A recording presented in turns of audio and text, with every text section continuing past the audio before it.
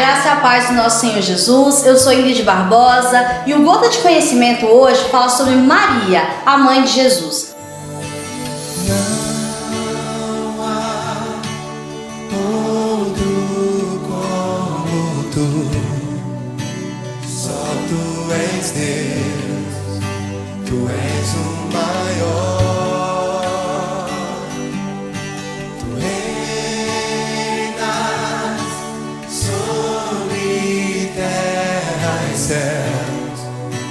Só tu és Deus, tu és o maior.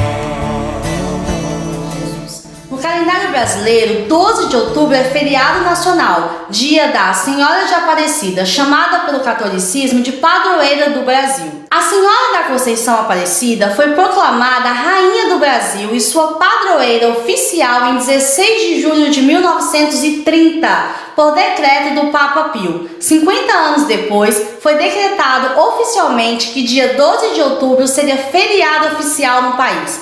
O Dia da Senhora de Aparecida foi oficialmente instituído a partir da Lei 6.802, no dia 30 de junho de 1980. E por que os evangélicos não referenciam a mãe de Jesus? Por que nós não a veneramos?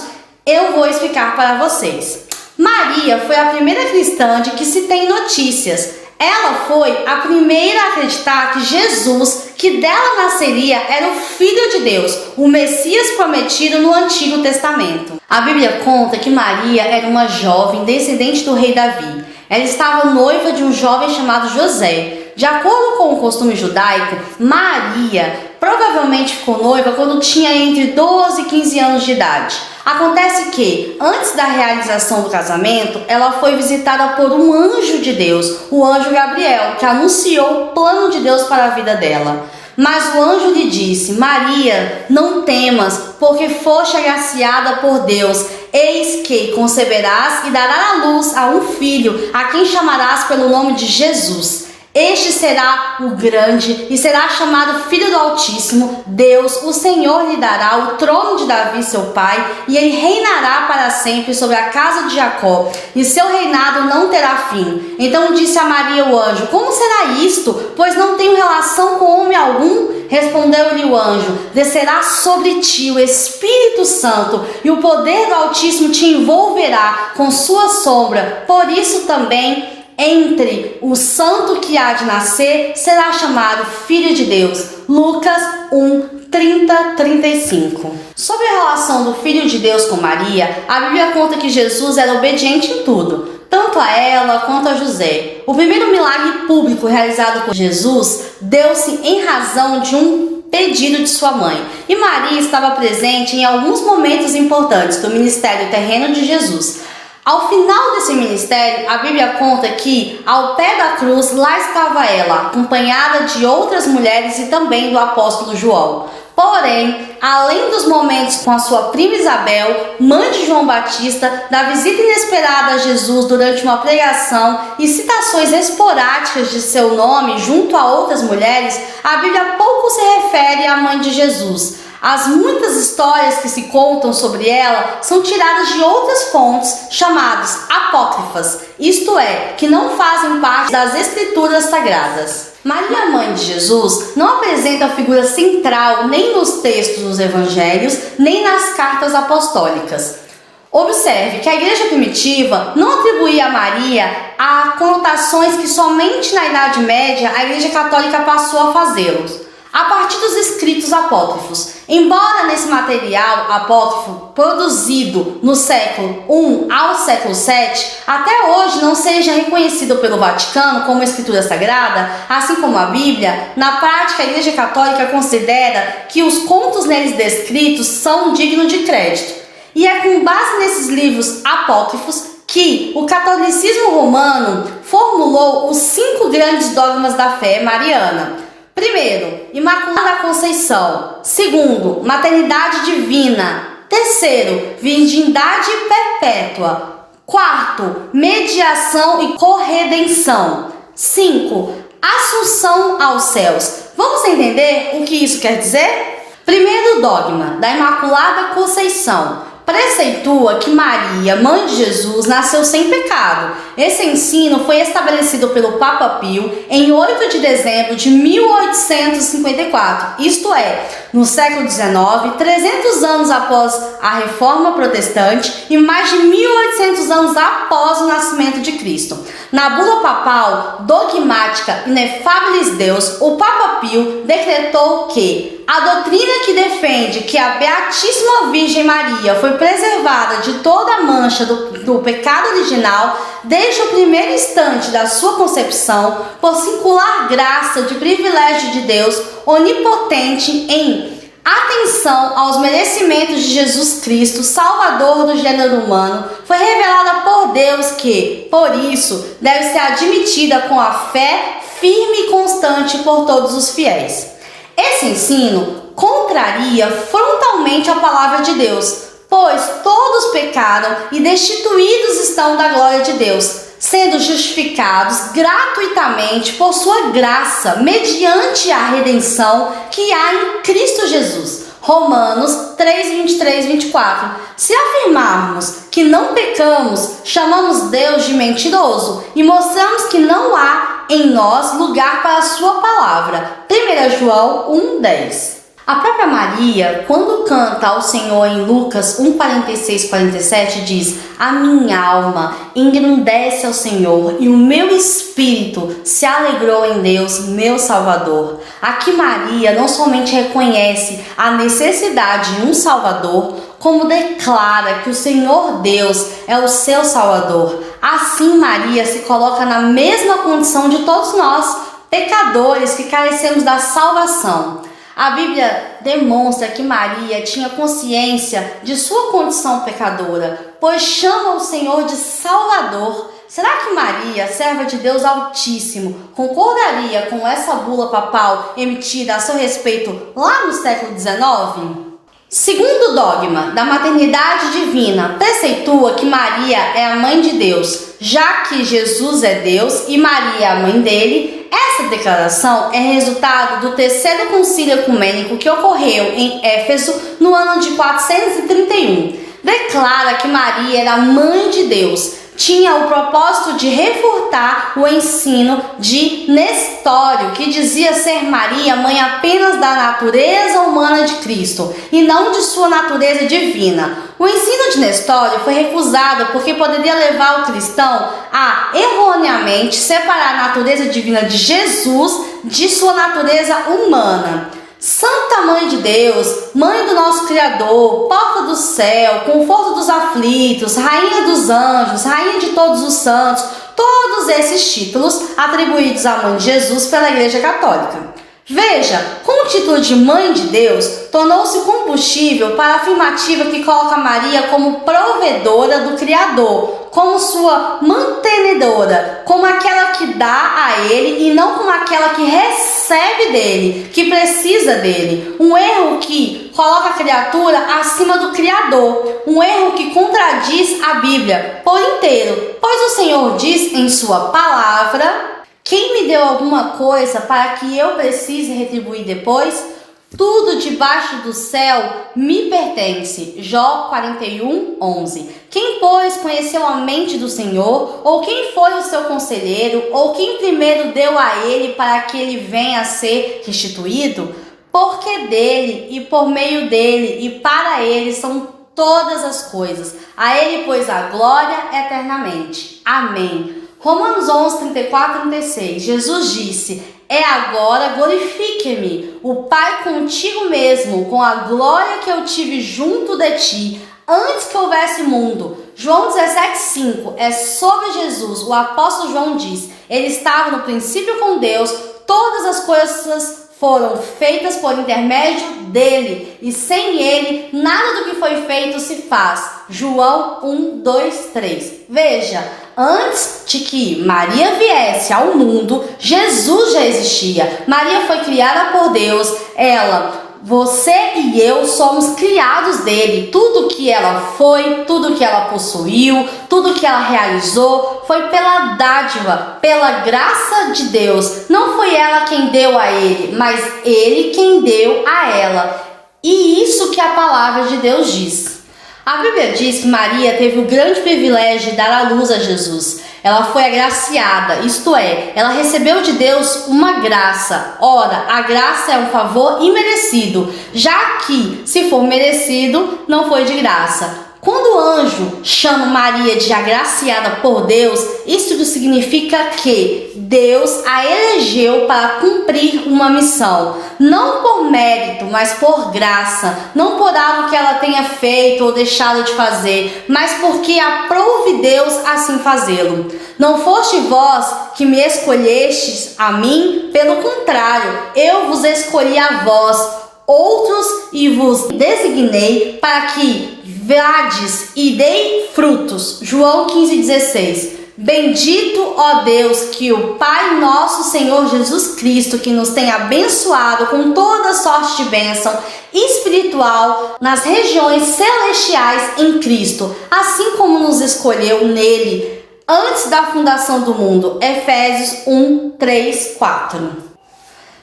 Terceiro dogma, da virgindade perpétua, ensina que Maria é virgem antes, durante e depois do parto. Esse dogma declara a real perpétua virgindade, mesmo no ato de dar à luz o Filho de Deus, feito homem, e que Maria foi sempre virgem pelo resto de sua vida, sendo o nascimento de Jesus como seu filho biológico uma concepção milagrosa. Foi o Papa Paulo, em 7 de agosto de 1555, que estabeleceu esse dogma durante o concílio do Trento, na Contra-Reforma. O movimento do clero católico que procurava fazer frente à expansão da Reforma Protestante de 1517, que se espalhava pela Europa. Ora, a concepção de Jesus aconteceu enquanto ela, Maria, era virgem. No livro de Isaías, a Bíblia já falava desse milagre antes de ele acontecer. Isaías predisse: portanto o Senhor mesmo vos dará um sinal, eis que a virgem conceberá e dará à luz a um filho, e lhe chamarás Emanuel. Deus enviou o anjo Gabriel a uma virgem prometida em casamento, a um homem chamado José, da casa de Davi, e o nome da virgem era Maria. Lucas 1:26-27. Maria confirmou que ela era virgem. Depois de ouvir que seria mãe de Jesus, o Messias, Maria perguntou: como isso vai acontecer, visto que não tenho relações com nenhum homem? Lucas 1:34. Ao contrário desse dogma da Igreja Católica, a Bíblia não ensina a virgindade perpétua de Maria, ou que ela tenha continuado virgem a vida inteira. Pelo contrário, a Bíblia diz: quando José acordou, fez o que o anjo do Senhor lhe havia ordenado, recebeu Maria como esposa. No entanto, não teve relações sexuais com ela até o menino nascer, e ele lhe deu o nome de Jesus. Mateus 1:24-25. Veja o que a Bíblia diz. José não teve relações com Maria até que Jesus nascesse. Abra sua Bíblia aí na sua casa e verifique se é isso mesmo que está escrito. Ora, se foi até o nascimento de Jesus, significa que a partir do nascimento de Jesus, ele passou a ter relações sexuais com ela. Observe que Lucas 2:7 diz: e ela deu à luz o seu filho primogênito.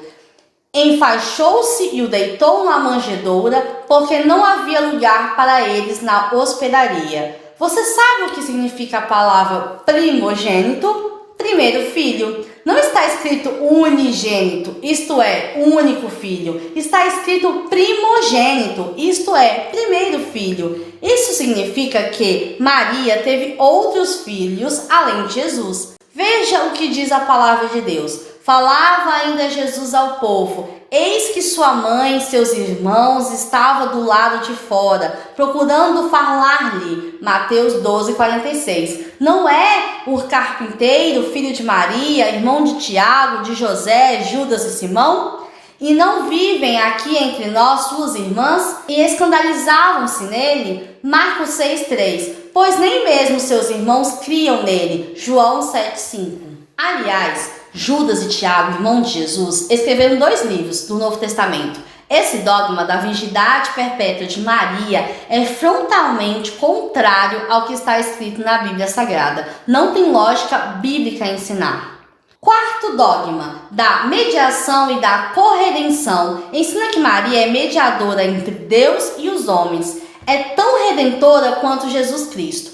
O apóstolo Paulo escreveu a Timóteo na segunda carta, afirma: porquanto há um só Deus e um só mediador entre Deus e os homens, Cristo Jesus, homem. 1 Timóteo 2,5. Logo, qualquer tentativa de colocar outra pessoa para interceder por nós junto a Deus indica uma falta de confiança na pessoa de Jesus Cristo e na sua intercessão junto a Deus. O título de corredentora refere-se à participação indireta de Maria no processo de salvação, já que ela seria a causa de nossa salvação, por ter dado à luz o Redentor, Jesus Cristo. Mas como isso é possível se Jesus é o único Redentor da humanidade, sendo que a própria Maria teve de ser redimida e resgatada por ele? Pois é a respeito desse Jesus que se diz: a pedra que vocês, os construtores, rejeitaram se tornou a pedra angular. Não há salvação em nenhum outro, não há nenhum outro nome debaixo do céu, em toda a humanidade, por meio do qual devemos ser salvos. Atos 4, 11, 12. Muitos papas homenagearam Maria o título de Mãe do Rei do Universo. Virgem, mãe de quem surgiu, o Rei de todo o mundo. Segundo o Papa Pio, Maria é a rainha do céu e da terra.